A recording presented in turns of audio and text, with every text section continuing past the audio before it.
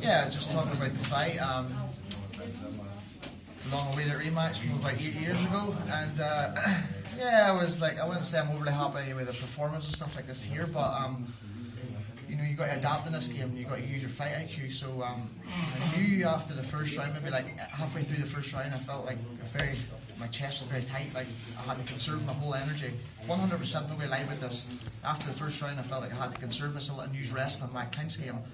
I don't think on the feet I landed a punch on the feet, no punches at all. It was straight into my game. Sometimes he was coming hard with big punches, you know. You know, he wasn't really a hard puncher, but he was like lots of punches. But he still came too close sometimes. So I used my wrestling, got the takedown, more control.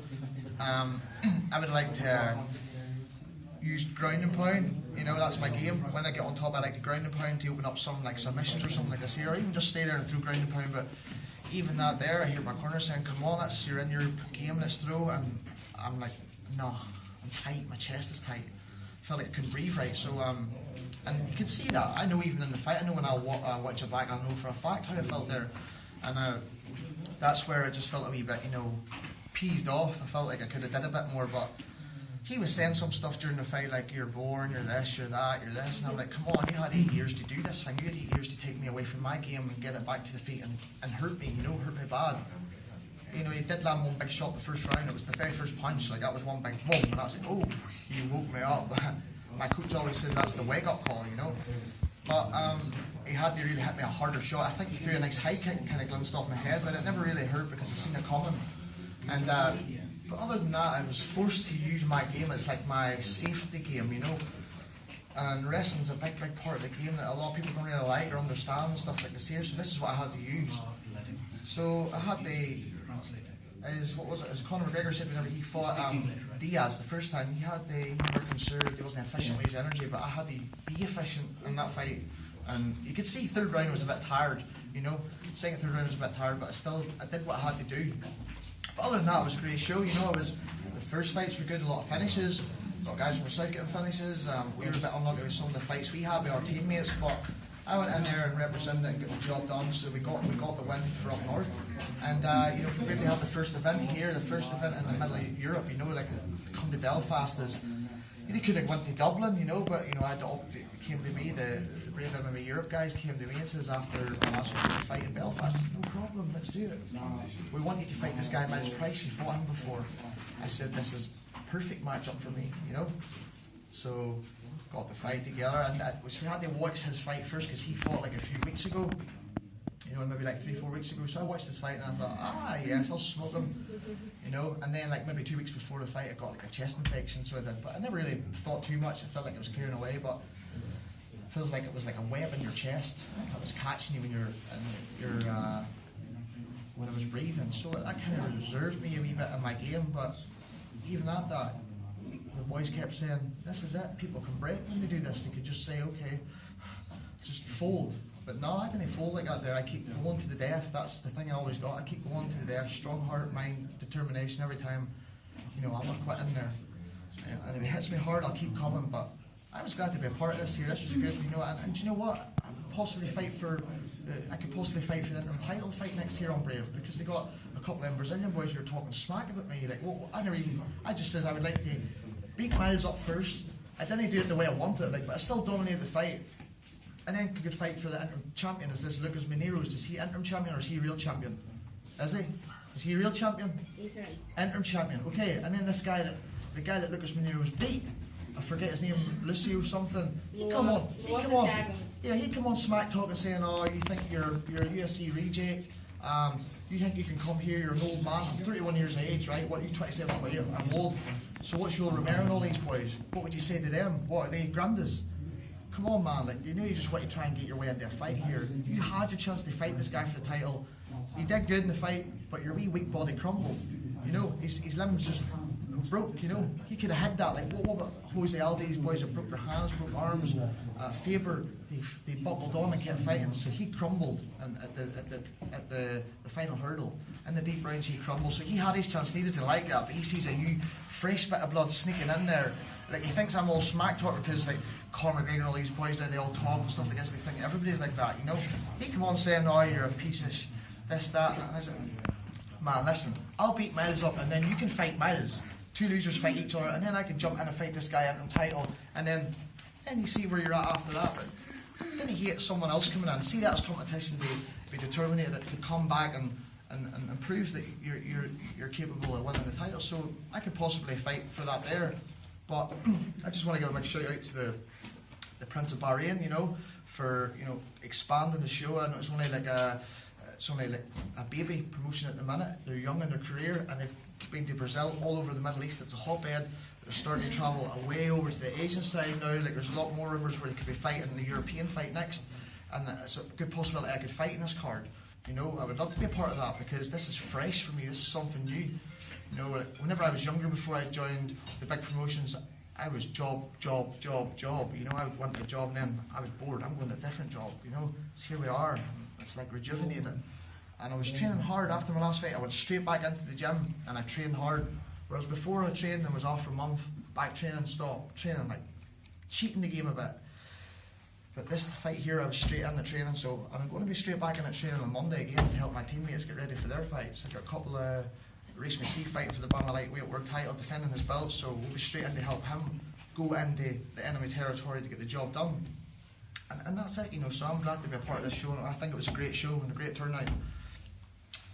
Hi Norman.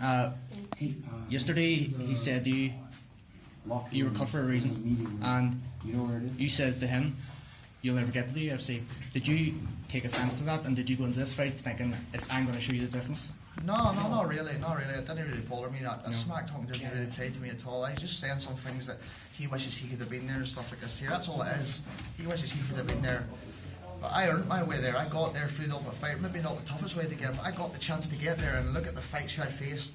Who in Ireland has the fights that I faced in UFC? Rustam Kovlov, Francisco Trinaldo, a fight that I could have won when he was ranked like top 15 in the world. Yeah. And who else? The guy that I drew with in Brazil when they grabbed the shorts to take the points. This guy who's undefeated in UFC, Jiu-Jitsu world champion Leonardo Santos. Him, twice in Brazil. They could argue I beat these guys, but it's not about the close fights, and they don't like that. The big UFC show don't like that. They want the young boy flashy, knock them out, come to fight. So that's what I think. Since I left the UFC, be more aggressive. It's kind of pissed me off too, the way I was released. I don't like that. I thought it was disrespectful, because I signed a new contract, took a fight that nobody wanted to fight. You asked my coaches on every day, when I was offered any fight to the UFC, bomb signed. When I went to fight the guy in Brazil, 3 weeks before the fight, the guy pulled out, totally different style steps in. I never said boo, sign the contract. Same again in Brazil, the 2 fights in Brazil, they were changed, the points were changed. And I said, no problem, I'll fight, and then sign the contract, and then you lose still a close fight against a tough, like world-class Russian wrestler, and then that's it. But I think you really wanted to weed out the guys that fight the same style, but who was the weaker one. But I come up to that and I shook the guy's hand. But no, it never really got in my mind. I think he was just a wee bit envious of it. He knew he had to knock me out to beat me tonight, because I wasn't going to stop. Even if I was tired of all this other shit going on, I was going to keep coming to the end. And just very briefly, talk about the importance of fighting in Belfast and in your home country. Like, what does it mean to you? Oh, it's always good to get my friend. A lot of my family and stuff like that. They can't afford to go and fly away to these other places to fight and stuff, because we come from Council Estate. This is where I grew up, Council Estate. So I'm like Council. That's where I even still live there. Yeah. I'm not a big flashy person like us here, and so for them to come here, it's good. They only get the seats up the back, the £35 seats up the back. So they were there. I could see them up the back, and maybe like 40, 50 people, friends and family, so that's good to get them to come, because they're always complaining, when are you going to fight at home, Here we are. So the ones who always follow, it's always there. You get ones who come and can't make it and stuff like that, but that's I respect that, and it's always a pleasure to fight in front of home fans. So, and the Brave put on a good show. I was glad to be a part of this. I thought it was a well put together, somewhat a different effect to it from the other shows. Thank you. Cheers, man. Just on that, Norman, we both know that Northern Ireland's full of young killers coming through, but do you feel the way Brave have marketed this now for the amateurs coming straight through without jumping to the bike show, without fighting those household names as such? Do you think this is a good development for Northern Ireland mixed martial arts? Oh, 100%. Think of the last show I fought on. The big show I fought on last, the KSW show I fought on that show there, and before that, the main European, like the UK and all this here, they knew about KSW. When I fought that guy, the champion guy, and then we had these fights, where it was like, controversy, and then we had the rematch. I brought a whole pile of new audience to the show, and totally different fans that came to start watching KSW, like the whole of my area, like the whole where I live, the whole of Northern Ireland, North and South. Now you've got the Irish guys all on it. You got Paul Ribbons fighting there, and then you got Chris Fields, these guys. You got the English guys, Phil DeFries, and all these guys. So I felt like I did a good bit to create a lot of attention on this, and so I'll be more than happy to do this for Brave. This opens, like, people never even knew. They were like, who are these boys? Who are these guys? I was like, they're a Middle East based show, you know, they're ambitious, they're a young promotion, but the Prince of Bahrain, you know, he's involved in mixed martial arts, you know, he respects, he goes in and trains. I watch him on his Instagram and social media, he goes and trains, he fights, he boxes, he does all this thing, and that's what I respect. But you see the man who's like the president and stuff, and they do this and they don't even do nothing, but they just want to talk crap. I don't like that, you know. I like the guy who puts the time in and understands what the fighters need to do to you know, it's not easy to train all the time and fight, and sometimes if you're on the receiving end getting beat up every time, that's not nice. But fortunately for me, I've been doing pretty well for myself, you know, and that's it. I'll keep going. I could fight for Brave in the next show. They got maybe like the end of the year, take a wee break and get my weight under control, you know, and try and get back to the lightweight division. This is where I'm a lightweight fighter. I'm not a middle or welterweight fighter. They say bulk up, move up. No, because you got to get used to that weight up there if you put on muscle and all this thing. So stay in the lightweight division. This is where I'm at. Don't eat too many pies too many weeks before, and then I can make the weight. So is that where, sorry, just is that where you see yourself now then, just dropping again and then running for the title with Brave? Oh, I could possibly fight for, like, I won that fight. I know there's a lot of guys there, you know. There's that guy Salwati, you know, a young kid who's good, but talked to him yesterday. I don't think he really wants to fight me, but maybe watching the fight there tonight, he'll think, oh, he's got a good chance, but that's okay. I take that and come. You fight me on my B game when you see my A game, and I'll keep going till I show people the A game. It's took a lot of fights, you know, and it's not really clicked, but my coach and my teammates know, and that's all that matters. And I'll just keep going. So I could fight for the title next, no problem. Anybody, I could fight anybody. But that other Brazilian guy talking smack, like, screw him, he's just a wee bit jealous because he sees a good looking young lad. He's an ugly guy, like, he sees a good looking young lad, Irish guy, thinks I'm smack talker. Sorry for the Brazilian guy, you know. This guy here's good, you know, he's dead, Lucas is dead on, but, you know, I think he's just a bit envious, you know, thinking like he almost got the belt, he had that boy almost beat, but his body broke. So fight Myles Price, and then you could possibly fight the winner of me and the interim champion. That could be a fight you could make next. Me fight the interim champion. Perfect, thank you very much, Norm. So is the plan for you now to stay at Brave, or are you going to look elsewhere? Like, you've been around a few different promotions now. Are you going to settle down at Brave, or are you going to go elsewhere? There's been a lot of interest in Poland in your fight here tonight. So, I know that, yeah, but I came here, I talked to Lucas, talked to all the other people working for the Brave, and they were more than respectful, 100%, everyone ran smoothly. For the first show to come straight in here, it's not easy, like, Obama comes here all the time, there's mock-ups nearly the whole time, man. Do you know what I mean? But I respect, man, their promotion doing their thing, but for them to come in here and just make it run smoothly, people from different countries that didn't even know this place, man. And they stepped in here and they made it all, it made the fighters calm, relaxed. I had everything sorted, you know, I had everything when I got there. I thought there could be like me fighting in Belfast before with missing the weight and stuff. Yep. We got there, got the job done. I could see myself fighting here, no problem. No problem. I wouldn't mind this guy shouting my name out again. Hopefully I could be a wee bit more victorious and I could like do damage the next fight. That's what I want, and I said I'll not stop till that happens. And the title's in sights in Brave, yeah? 100%. Sure, they got the real champion. Sorry I got muddled up, but I can't pronounce the guy's name. The real champion is... That's the real champion. And then interim champion. But no, that's disrespectful, me just trying to jump away in there. I understand that. Because they think big European name stuff, me fighting UFC, that could worm my way in there. But I'll fight interim champion. Or Salwati, or whoever else is like... right up in there, it's had a lot of fights. And then I would like to get one over a Russian guy, because there's a tough Russian who fought in Brave. And he trains with a guy who beat me in the UFC, Rustam Kovalov.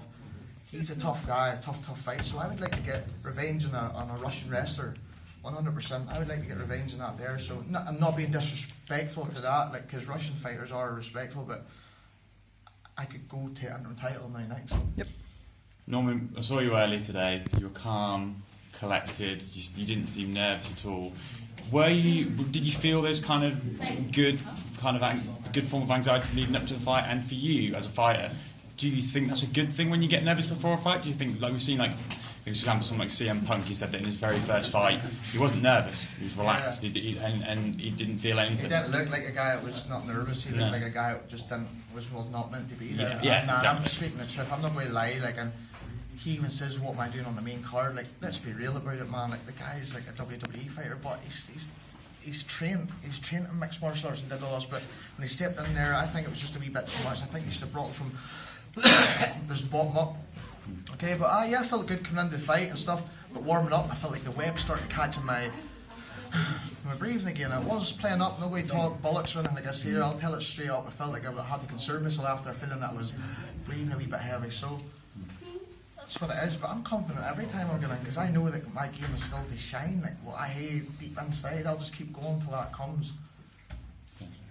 Perfect. That's good.